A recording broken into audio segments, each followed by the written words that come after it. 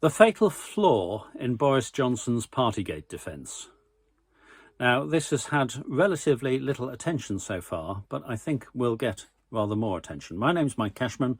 If you enjoy these videos, please subscribe to the channel and share with your friends. So, what is this fatal flaw in Boris Johnson's defence?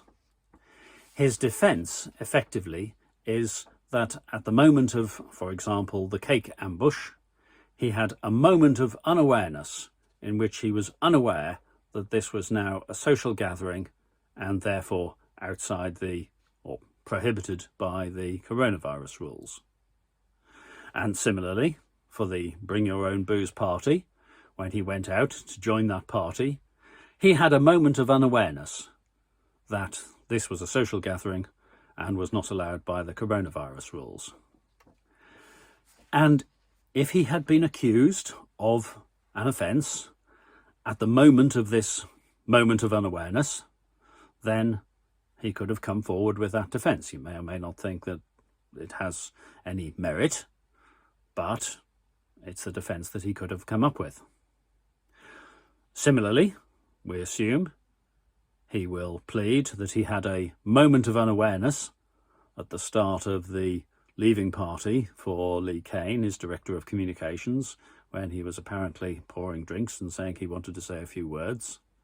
And he also must have had a moment of unawareness in the party that he attended to celebrate Dominic Cummings' departure, which in that case did not include Dominic Cummings, as we understand. But the story doesn't stop there, because for his defence of unawareness to succeed, he must also have been completely unaware of the risk of breaking coronavirus regulations, or risk of these parties breaking coronavirus regulations, all the time from the original party for his birthday with the cake up to and beyond the first occasion on which he declared to Parliament that there had been no parties, and later declared that the guidelines, the rules, had been followed at all times. Because Boris Johnson is not short of lawyers and advisers, the thought must clearly have occurred to him at some point to wonder, bearing in mind that Dominic Cummings had got into trouble for breaking the coronavirus rules, the thought at some time must have occurred to him to wonder whether there was possibly just the outside chance that any of these social gatherings might be considered to be social gatherings. He is not short, as I say, of lawyers and advisers. There are plenty of people whom he could have asked to provide advice.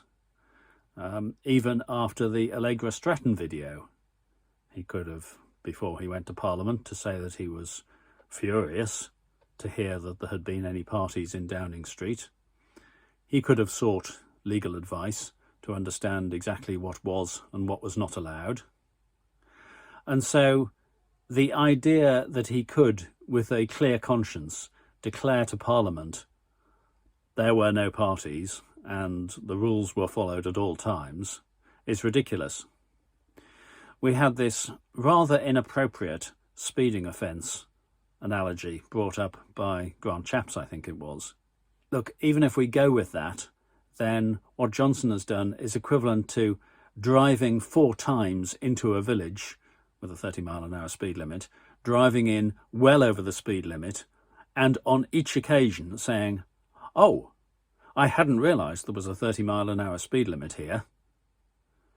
It is just not credible. He lied repeatedly to the House of Commons. He hoped to get away with it. He hoped that his lies would kick the can a bit further down the road. It was ridiculous. Nobody believes him. He needs to resign. That's my view. What's yours? And please subscribe to the channel. Britannia waves the rules.